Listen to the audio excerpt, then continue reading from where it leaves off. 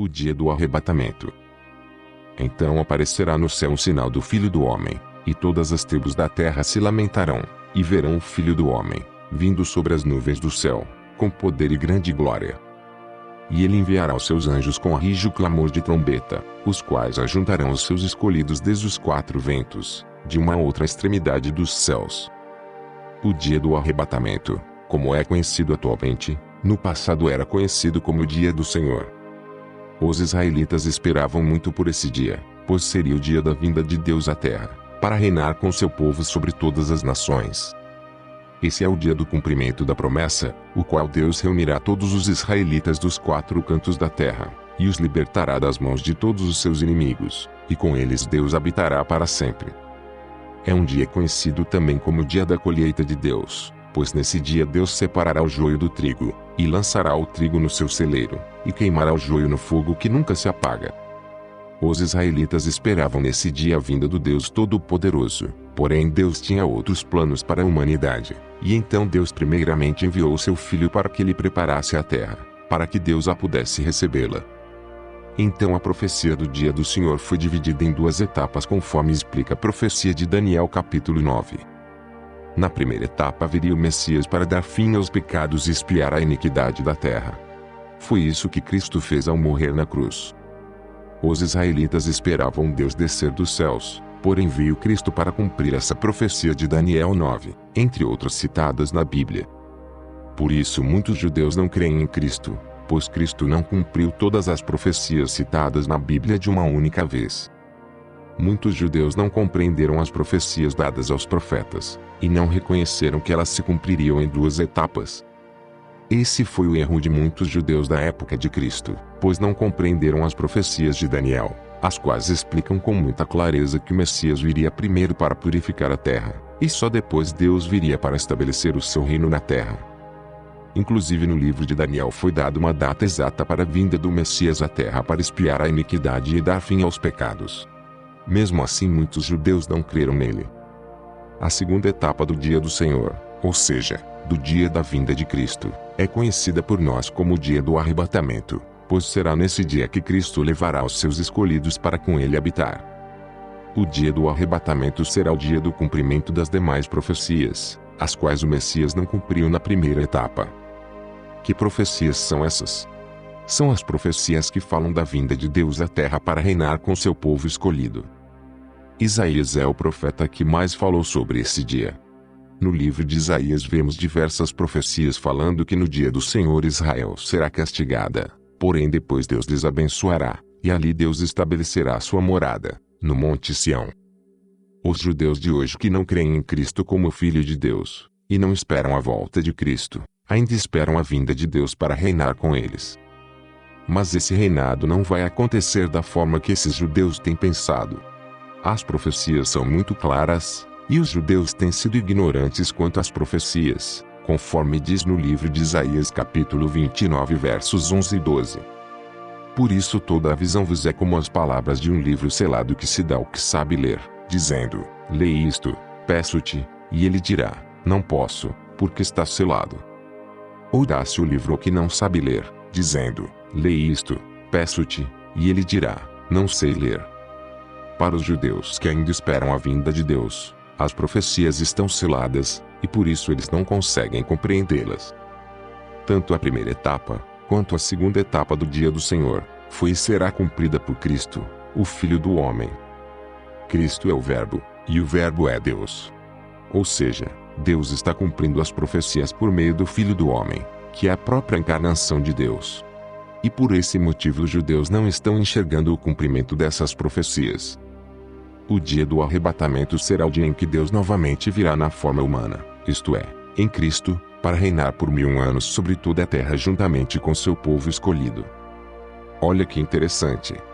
O povo escolhido, e o povo da promessa sempre foram os judeus. Porém Deus, como tinha outros planos, ele então enxertou os gentios na figueira verdadeira, e como mostra o livro do Apocalipse, Deus, isto é, Cristo, vai reinar juntamente com judeus e gentios sobre toda a terra.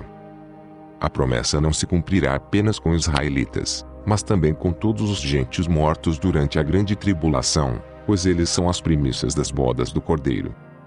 Isso nos lembra muito aquela passagem onde Cristo diz: os últimos serão os primeiros, e os primeiros serão os últimos. Isso se refere tanto a judeus e gentios, quanto aos primeiros e últimos servos de Deus na terra. Voltando ao tema, especificamente sobre o dia do arrebatamento. A vinda de Cristo vai acontecer no dia em que Israel será cercado de todos os lados por seus inimigos. Será no dia em que o sol e a lua escurecer, e as estrelas começarem a cair na terra, e o céu ser tomado por fogo, pois assim se desfará o firmamento. O dia do arrebatamento será também no dia da ressurreição das duas testemunhas do Apocalipse e de todos os mortos da grande tribulação.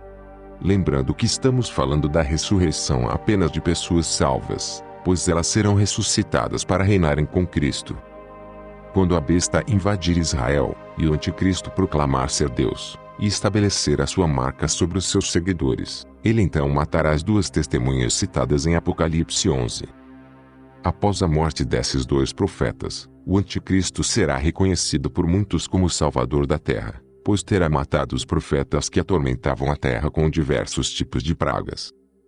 Após a vitória do anticristo sobre as duas testemunhas, 3 espíritos imundos irão aos 4 cantos da terra para convidar todas as nações a se reunirem ao redor de Israel, com o objetivo de atacar Israel e destruí-lo por completo. Isso vai acontecer porque é a vontade de Deus, e é o próprio Deus quem vai reunir essas nações para mostrar a sua glória no dia da sua vinda.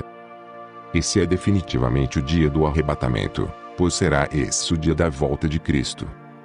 Então, ocorrido todos esses fatos sobre a besta, e passado 3 dias após a morte das testemunhas, surge nos céus o Filho do Homem, o Rei dos Reis e Senhor dos Senhores, e com ele todos os santos. Esses santos que estão com Cristo são os eleitos reunidos dos 4 cantos da terra, conforme citado em Mateus 24. Isso inclui as duas testemunhas do Apocalipse, os mortos da grande tribulação e também os salvos que permaneceram vivos. O arrebatamento nada mais é do que a reunião dos salvos com Cristo nas nuvens. Quem vai reunir os salvos são os anjos. Quando os céus se abrem e Cristo vem à terra, os mortos da grande tribulação ouvem a voz de Cristo e são ressuscitados. E por isso que vemos as duas testemunhas sendo levadas às nuvens após ouvirem uma voz lhes chamar. Essa é a voz da meia-noite, a qual diz na parábola das virgens: aí vem o noivo. Após serem reunidos nas nuvens todos os salvos, Cristo então, juntamente com os salvos, ou seja, os santos, vão em direção a Israel, onde estão os exércitos das nações cercando toda a terra de Israel. Nesse momento já foi realizada a colheita do trigo, que são os salvos. Agora será realizada a colheita do joio, que são os exércitos que cercam Israel. Em Apocalipse 14 vemos 2 colheitas sendo feitas no dia da vinda de Cristo, isto é, o dia do arrebatamento. A primeira colheita é feita por Cristo. Essa colheita é o arrebatamento. Veja o que diz o texto. Olhei, e eis uma nuvem branca, e sentado sobre a nuvem um semelhante a filho de homem, tendo na cabeça uma coroa de ouro e na mão uma foice afiada. E aquele que estava sentado sobre a nuvem passou a sua foice sobre a terra, e a terra foi ceifada. Apocalipse 14 versos 14 e 16. Já a segunda colheita é a destruição daqueles que cercam Israel. Então, o anjo passou a sua foice na terra, e vindimou a videira da terra, e lançou-a no grande lagar da cólera de Deus. E o lagar foi pisado fora da cidade, e correu sangue do lagar até os freios dos cavalos, numa extensão de 1.600 estádios. Apocalipse 14 versos 19 e 20. Falar do dia do arrebatamento envolve muitas profecias, tanto as que antecedem a vinda de Cristo quanto as que ocorrem durante a vinda de Cristo. Muitos cristãos ainda creem no arrebatamento invisível, porém isso é invenção recente, e nunca fez parte da cultura do povo de Israel. O povo israelita sempre esperou a vinda de Deus para reinar com eles, então essa história de arrebatamento secreto nunca existiu no judaísmo. Eles esperam por um rei, e não por um arrebatamento de israelitas de forma secreta. O arrebatamento é mencionado em toda a Bíblia, porém é apenas conhecido como o ajuntamento do povo de Israel, dentre os 4 cantos da terra. Diferente do que aconteceu no passado, desta vez, isto é, no dia da vinda de Cristo, os israelitas e gentios serão reunidos dos 4 cantos da terra por meio dos anjos. E o motivo pelo qual os salvos vão subir às nuvens é que a ira de Deus será derramada na terra logo após a retirada do trigo. No dia da vinda de Cristo será derramada a ira de Deus sobre as nações. Nesse mesmo dia será castigada a grande cidade mencionada em Apocalipse 17. Nesse mesmo dia acontecerá um grande terremoto como nunca houve antes.